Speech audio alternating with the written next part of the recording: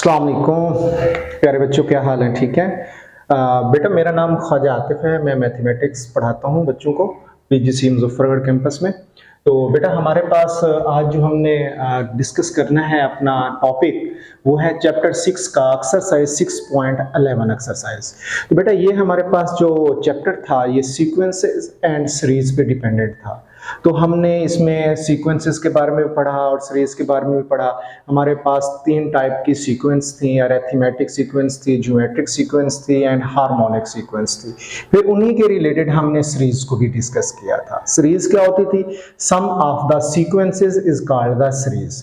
तो बेटा हमारे पास जो 6.11 एक्सरसाइज है, तो इस पे हम जरा फोकस्ड करते हैं कि ये किस टाइप की एक्सरसाइज है। बेटा जैसा कि मैंने आपको हर लेक्चर में बताया है कि जब भी आपको सीरीज दी जाए या सीक्वेंस दी जाए तो सबसे पहले आपने फोकस्ड करना होता है ये सीक्वेंस या जो सीरीज है किस टाइप की है, ये अरिथमेटिक है, ज्योमेट्रिक है या हार्मोनिक है। जब हमें पता लग जाता है तो देन हम उसी के रिलेटेड ही हम फार्मूला अपना लगाते हैं उस पे।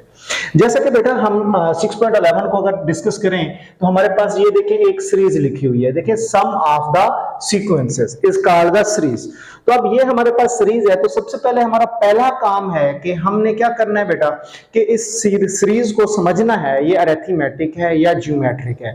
अब जो भी होगी हमने फार्मूलाज ड्राइव पीछे को एक्सरसाइजें की हुई हैं, हम उसके रिलेटेड फार्मूला लगा सकते हैं। तो बेटा सबसे पहले हमें कंसर्न करना है कि ये सीरीज किस टाइप की है। जैसे अरिथमेटिक सीरीज क्या होती है मेरा बेटा, आपके पास के कॉमन डिफरेंसेस सेम होना चाहिए। और ज्योमेट्रिक सीरीज क्या होती है बेटा कि कॉमन रेशियो सेम होनी चाहिए टू कंसेक्टिव टर्म्स की। तो अब बेटा देखें जरा, अगर हम इस टोटल सीक्वेंस को अगर हम गौर से देखें तो हमारे पास 1 × 3 होता है और आगे 18 आ जाता है, आगे हमारे पास 45 आ जाता है। तो ये जो सीरीज है ना तो ज्योमेट्रिक है, ना ही हमारे पास ये अरिथमेटिक है, ना ही ये हमारे पास हार्मोनिक है। तो फिर ये किस चीज की है? तो जैसा कि आप जानते हैं कि जब भी हमारे पास ऐसी डिफिकल्टीज आ जाती हैं तो हम क्वेश्चंस को ब्रेक करके लिखते होते हैं। तो हमारे पास देखिए क्वेश्चंस क्या है, दो टर्म्स का प्रोडक्ट है। तो मैं ऐसा करूंगा कि फर्स्ट टर्म्स की एक अलग सीक्वेंस बना दूंगा, सेकेंड टर्म की अलग सीक्वेंस बना दूंगा, और जो सीक्वेंस बन जाएगी तो फिर उसके रिलेटेड हम फार्मूला लगा लेंगे और एंड में जाके हम दोनों के मल्टीपल एन टर्म्स को हम क्या कर देंगे, मल्टीप्लाई कर देंगे। बेसिकली हमारा क्या है कि इस सीरीज की एन टर्म अप्लाई करनी है, फाइंड करनी है। अगर हमारे पास एन टर्म अप्लाई हो जाती है, सॉरी फाइंड हो जाती है लास्ट टर्म, तो हम उस पे फार्मूला लगा सकते हैं। तो ये जो एक्सरसाइज है बेटा ये आपके पास 4 फार्मूलाज पे बेस करती है। बेटा ये फार्मूलाज हैं आपके पास summation k is equal to 1 to n। ठीक है बेटा, अगर हो ये 1 के इक्वल तो इसका फार्मूला बनता है हमारे पास n। ठीक होगा बेटा, अगर हमारे पास हो summation k is equal to 1 to n k, तो हम इसका फार्मूला लिखते हैं n into n plus 1/2।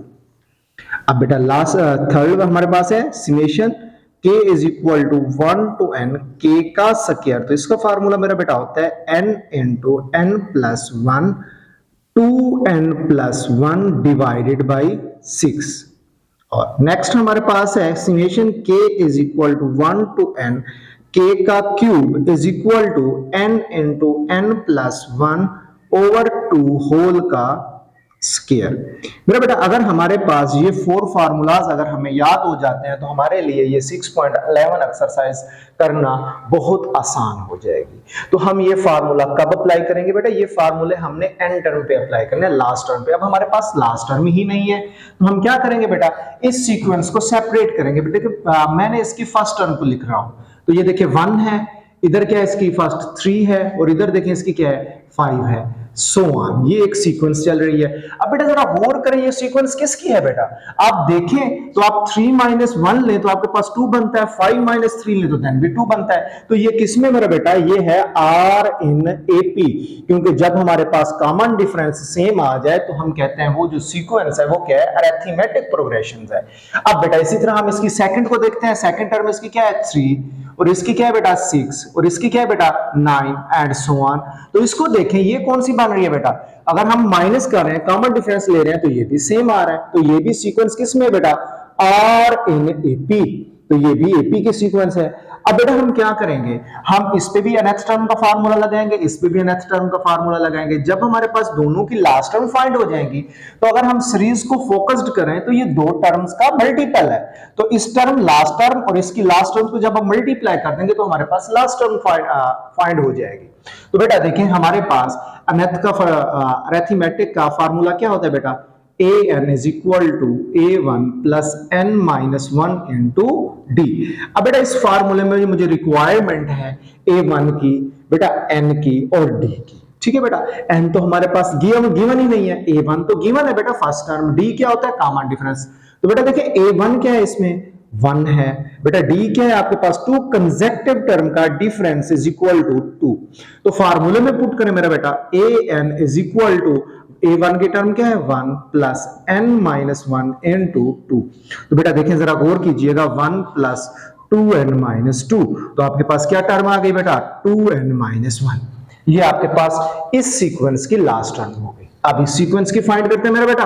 अब देखें आपके पास क्या आ जाएगा, an is equal to a1 plus n minus 1 into d, क्योंकि ये भी हमारे पास अरिथमेटिक सीक्वेंस है। तो बेटा a1 हमारे पास यहाँ पे क्या है बच्चे 3, बेटा d देखें क्या आता है 6 minus 3 is equal to 3। Formula apply करें मेरा बेटा, an इज इक्वल टू, शाबाश, तो आपके पास क्या आ जाएगा 3 plus n minus 1 into D भी क्या है बेटा 3। तो देखिए आप मल्टीप्लाई करें इसको, तो देखिए 3 प्लस a1 की वैल्यू भी 3 है बेटा, डिफरेंस भी हमारे पास 3 है, तो आपके पास क्या आ जाएगा 3n माइनस 3। तो मेरा बेटा देखें 3 से 3 क्या हो रहा है, कैंसिल हो रहा है, तो बच क्या रहा है 3n बच रहा है, तो ये भी आपके पास an टर्म आ गई। तो बेटा हमारे पास जो रिक्वायर्ड लास्ट टर्म बनेगी, मैं उसको tn का नाम दे देता हूं, जिसको मैं कहता हूं कि बेटा वो आपके पास टू टर्म्स का मल्टीपल है।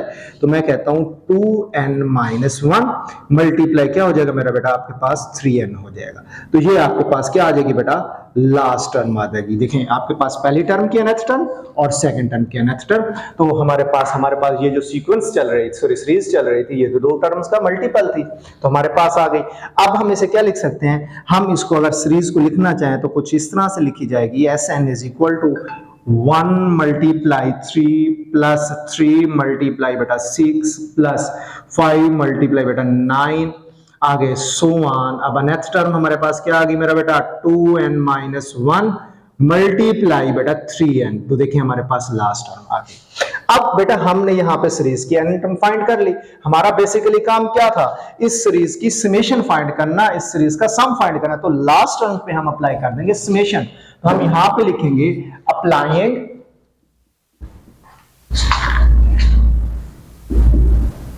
समेशन, ठीक है बेटा। तो आपके पास क्या आ जाएगी Sn is equal to, last term पे अप्लाई होगी। बट बेटा अब इधर और ये करना है कि देखिए हमने समेशन क्या कही हुई है, हमने कहा k is equal to 1 to n। तो बेटा जहां जहां n होगा वहां पे रिप्लेस कर देंगे हम k। तो आपके पास लास्ट टर्म क्या रहेगी, तो आपके पास ये बन जाएगी 2k माइनस 1 मल्टीप्लाई बेटा आपके पास क्या आ जाएगा 3k आ जाएगा। शाबाश बेटा। अब देखिए आप मल्टीप्लाई करें, summation k is equal to 1 to n, multiply करें बेटा आपके पास क्या आ जाएगा 6k का स्क्वायर माइनस 3k आ जाएगा बेटा। अब समेशन की प्रॉपर्टी होती है बेटा कि ये आपके पास कांस्टेंट को बाहर निकाल देगी, आपके पास k is equal to 1 to n, k का स्क्वायर माइनस समेशन अलग अलग होगी बेटा, तो 3k to 1 to nk। शाबाश मेरा बेटा। अब जरा गौर करें, आपके पास क्या इस टर्म्स का फार्मूला गिवन है आपके पास बच्चे, ये देखें मैंने आपको ऑलरेडी बताया हुआ है, ये फार्मूला पुट कर देंगे। बेटा इसका फार्मूला गिवन है, जी बिल्कुल गिवन है, ये गिवन है, हम ये लगा देंगे। अब ये फार्मूलाज लगाएंगे हम, 6n2 बेटा आप लगाएं, फार्मूला क्या है बेटा आपके पास n into n plus 1 2n plus 1 divided by मेरा बेटा 6 माइनस 3 into बेटा n into n plus 1 over 2। Clear है बेटा। देखें 6 से 6 क्या हो रहा है बेटा कैंसल। अब टोटल में कॉमन क्या आ रहा है मेरा बेटा, आपके पास n into n plus 1 common है, तो रिमेनिंग क्या रह जाएगा 2n plus 1 माइनस 3 over 2। ये देखें आपके पास आ गया बेटा। एलसीएम ले बेटा, n plus 1 n2 आपके पास एलसीएम ले तो क्या आ जाएगा 2, तो देखें 4n प्लस 2 माइनस 3, शाबाश फाइनल आंसर आ गया बेटा, n into n plus 1 into 4n minus 1 over 2। बेटा ये देखें आपके पास sum of the series up to n terms आ गया मेरा बेटा। तो ये था आपका क्वेश्चन नंबर 2, जो कि बेटा अगर आप बुक पे देखें तो इसका question number 1, question number 2, question number 3 and question number 4 same as it इसी बेस पे हो रहा है आपसे, जिसमें आपको टू टर्म्स का प्रोडक्ट दिया जा रहा है और कहा जा रहा है कि सम फाइंड करें किसका बेटा, अप टू n टर्म्स का। तो बेटा घबराने की जरूरत नहीं है। तो सबसे पहले जैसा कि मैंने आपको कहा हुआ है कि आप सीरीज को फोकस्ड करें कि अरिथमेटिक है, ज्योमेट्रिक है या हार्मोनिक है, जैसे पता लग जाए तो उसके रिलेटेड आप फार्मूला लगाएं। तो बेटा ये हमारे पास इस टाइप के क्वेश्चंस हैं कि जिसमें सीरीज को समझना मुश्किल हो जाता है, तो फिर हमें ये कंसेप्ट दिया गया है कि दो टर्म्स का प्रोडक्ट लिया जा रहा है, क्यों ना हम पहली टर्म्स को अलग कर लें, सेकंड टर्म को अलग कर लें। तो जब हमने अलग किया तो हमारे पास एपी किस निकल आई, तो एपी का फार्मूला लगा के हमने लास्ट टर्म फाइंड कर ली बेटा। जब लास्ट टर्म फाइंड हुई तो उस पर समेशन अप्लाई करके हमने क्वेश्चन को सिंप्लीफाई कर लिया। तो बेटा सिंपल क्वेश्चंस हैं ये, जो आपने क्वेश्चन 4 है तो इनको आपने सॉल्व करना है। क्वेश्चन 1 को 2 मैंने कराया है, 3 और 4 को आपने सॉल्व करना है। कहीं पे भी मसला आता है तो बेटा आप जरूर क्लास में डिस्कस करेंगे इंशाल्लाह। उम्मीद है कि आपको समझ आई होगी मेरा बेटा। ओके बच्चे, अपना ख्याल रखिएगा। अल्लाह हाफिज बेटा।